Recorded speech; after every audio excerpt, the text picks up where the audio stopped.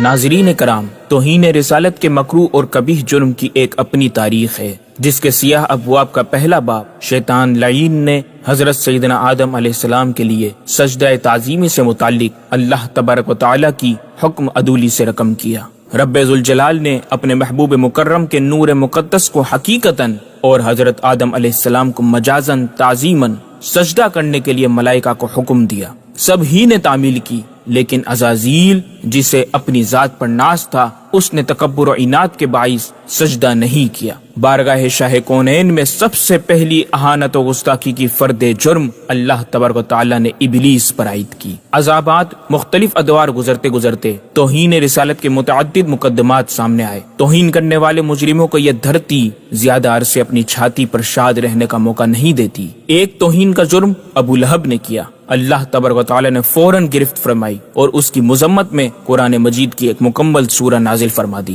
ابو لہب کے بیٹے عتبہ نے رسول اللہ کو بڑی اذیت دی۔ نبی کریم نے ارشاد فرمایا، اے اللہ، تو اپنے شیروں میں سے ایک شیر عتبہ پر مسلط فرما دے۔ بس فیصلہ نافذ ہو گیا۔ ایک تجارتی قافلے میں رات کے وقت قافلے کے پڑاؤ کے موقع پر ایک اونچی چٹان پر عتبہ کو آرام کرنے کا موقع ملا۔ آدھی رات گزرنے کے بعد صحرا میں جہاں شیر نہیں ہوتے، اچانک ایک شیر آیا۔ شرکائے قافلہ سو رہے تھے، ایک ایک کو سونگتا گیا اور پھر اونچے ٹیلے پہ چڑھ گیا، عتبہ کو سونگا اور پھر اسے چیر پھاڑ کر رکھ دیا۔ عہد نبوی سے تاحال یہ سلسلہ چلا آ رہا ہے۔ ہر دور میں وقت کی نزاکت کے مطابق اللہ کے شیر، علماء اسلام و اولیاء کرام نے اپنے اپنے حصے کی شمع عشق رسالت جلائی رکھی اور گستاخان رسول اور بد مذہب و باطل فرقوں سے ملت اسلامیہ کو بچائے رکھا۔ پھر بریلی میں اللہ کا ایک شیر، وہ شہنشاہ بے سریر و بے تاج جلوہ فروز تھا، جس کے جمال جہاں آرا نے بریلی کو بقول فقیر، رشک بغداد، غیرت مصر، ہمسر قسطنطنیہ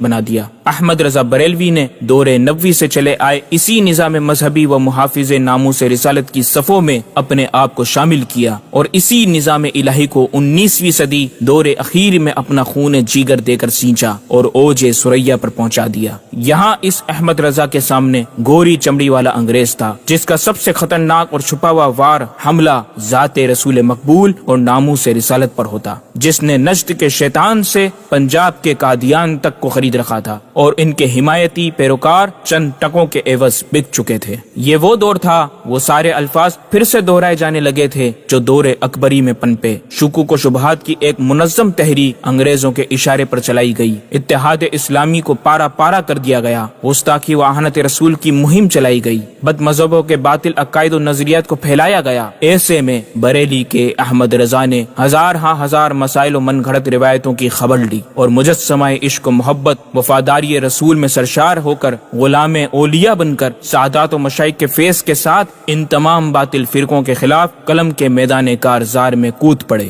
اس غرض سے کہ ملت بیضا کو فتنہ و فساد سے پاک کیا جائے، زہر اور شہد میں فرق و امتیاز ظاہر کیا جائے، وفادار رسول اور غدار رسول کی پہچان کروا دی جائے۔ نبی کے عدو کو ملی ہے ہزیمت، تیرے نام پر ان کی آئی ہے شامت، یہ خامہ رضا